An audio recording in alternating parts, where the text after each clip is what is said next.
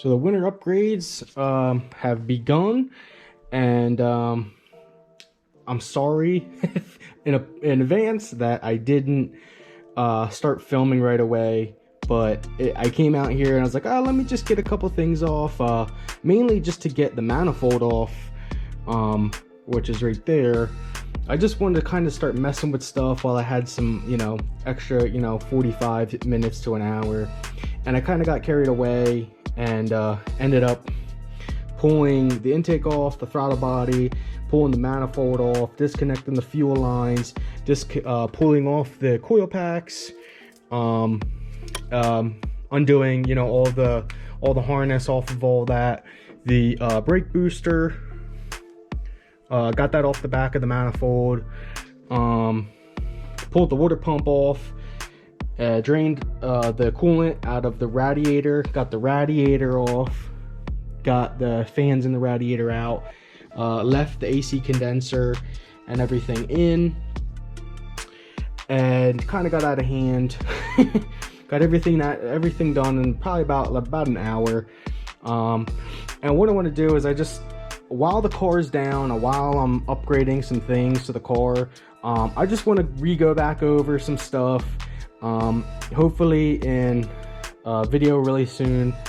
We're gonna pull the cam out, and I got a bigger cam that we're gonna put in for this next season. So we're gonna go from an SS1 VVT, we're gonna go to a SS3 VVT, and we're gonna see how that works. I was planning on going to a SS4, no fly cut, but just talking with the GPI guys, the lifters that I have are just LS7 lifters, and just everybody kind of, here and there that has the issues, basically overspinning the motor with the LS7 lifters. It's really not good to spin it over 7 grand with the LS7s. Under that, they said it's usually pretty good. It's fine, but so the SS3 is going to be spun to about 69. The SS4 no fly cut would have been spun to about 72.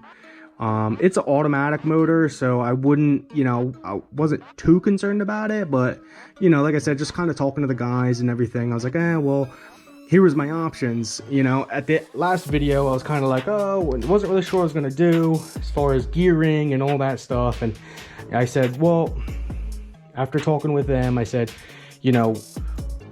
I could have matched the gearing and everything to this cam, and kind of got the most out of this, with maybe going with like a 345 gear, maybe doing some head work and porting the intake manifold. Could have got some more power and out of this, but I said, you know what, I already have the 391s. Why don't we go with SS3 or SS4, which is actually made for 391 gears, keep the gearing, and just put the money towards the bigger cam, porting the intake manifold, which I'm gonna go send that away. I just gotta pull the fuel rails off, gotta pull my map sensor off, pull the injectors out, and pull this off, and then I can drop that off tomorrow. I have a old actual intake manifold fast box that I've had from my LS1, which is actually still sitting here. Still got to figure out something to do with this. And my other thing was, I'm gonna call Mazier and see if a LS1 electric water pump and a LS1 crank pulley will fit on an LS3 L99. If so, I can use these two things while the car's apart,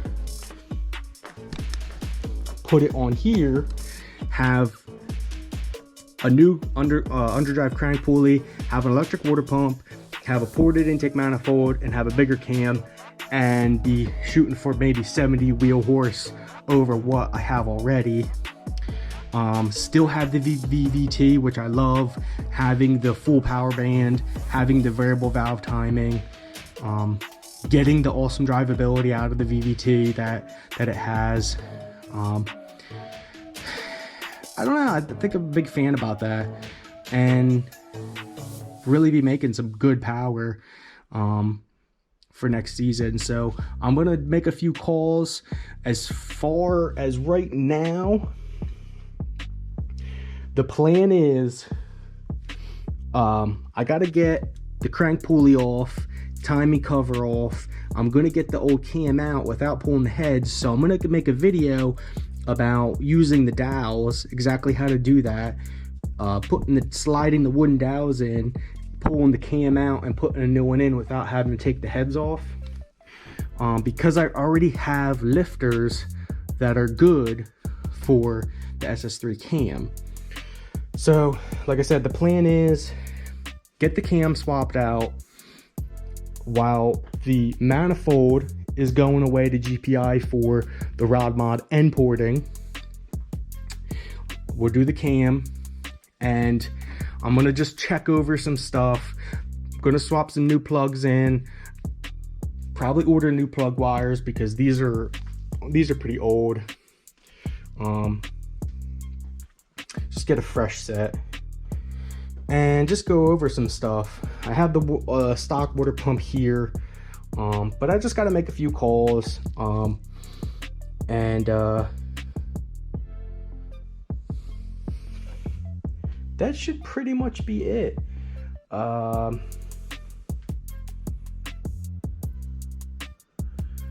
Nothing else too crazy. I'm pretty sure the next video will be doing that cam swap though, and when the manifold gets back, I'll show you guys the difference, which I should probably take some pictures. I'll take some pictures of the stock one and everything, but I'll get some before and afters of the manifold, putting that back on. Anything else? I think that's pretty much it.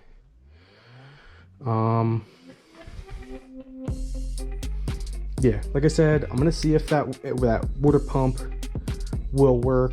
I'm gonna see if that crank pulley will work. I know some people get, I think the thing is with the LS1 and LS3 water pumps is that one is actually thinner. It's actually thinner in here than the other ones, and this is on the opposite side, so I would just have to reroute that to the other side. Now there are a few electric water pumps that Jegs and Mazir sell for LS, but it doesn't have heater hose hookups, so I definitely don't want to get that because I want heat. So that's not going to work. I don't want to have to get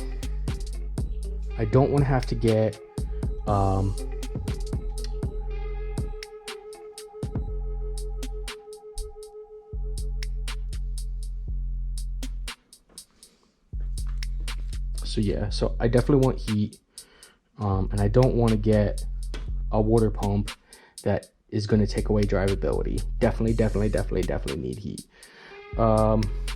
So, you know, I definitely don't want to spend, you know, $800 for the Mazir one again. If I already have one, I'll utilize that.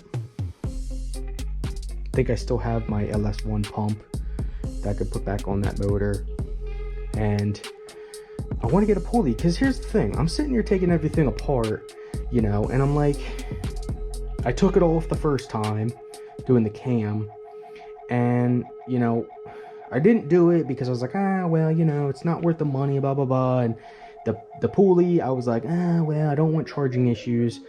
But now I'm kind of like looking into it and everything. GPI does sell a power bond that I think I'm gonna call them and ask them about. That is an underdrive. It's like a 25% underdrive, The good thing about doing underdrive pulley on a cam car is that the idle is usually more, you know, is more aggressive than a stock bolt-on car idle. So the idle will it'll actually go up a little bit higher. So you really won't have maybe like half a volt, but you're really not gonna see voltage drop that it's not charging the battery with cammed cars. So after I kind of like did a little research with that, I'm going to look into that a little bit more. And that's pretty much it. So we're going to get started with pulling this cam. So let's get right to it. Let's pull the fuel rail and injectors off, hopefully as one unit. All we have to do is there's a couple 10 mils. I think they're 10 mils. I think there's 4 10 mils that we have to zip off, and then we can start working this. So, but basically we got to strip off the intake manifold so we can send that away. We got to pull this off, which is a Torx bit, and this should come off like that. Yep. So 10 mil.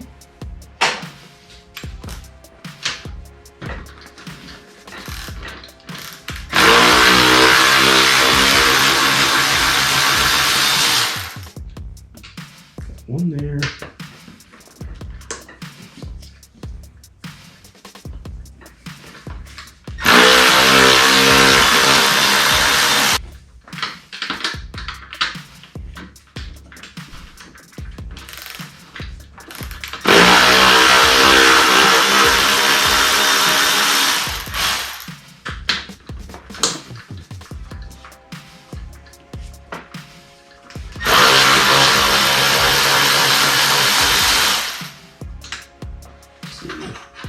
I'm gonna have to pull this one off because that bracket.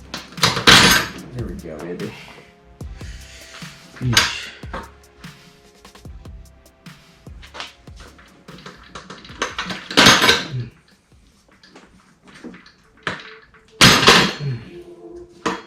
There's that. Put this rail off to. Gonna take all the bolts out.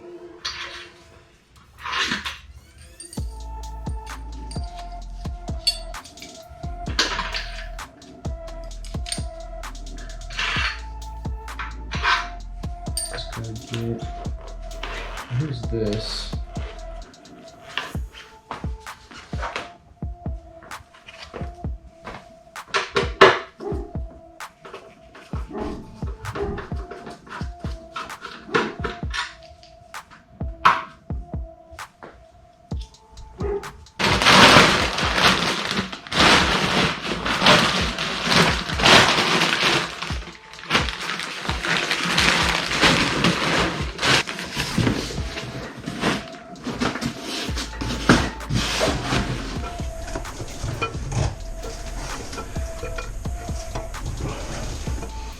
Well, that's not looking good.